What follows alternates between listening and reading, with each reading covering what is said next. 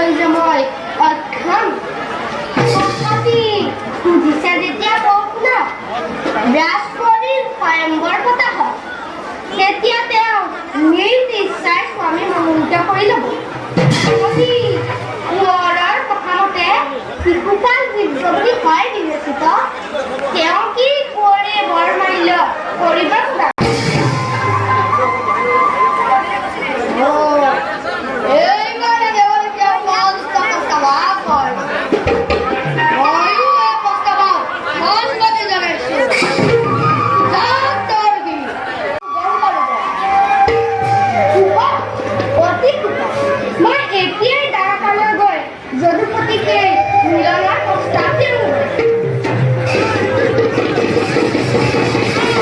Thank you.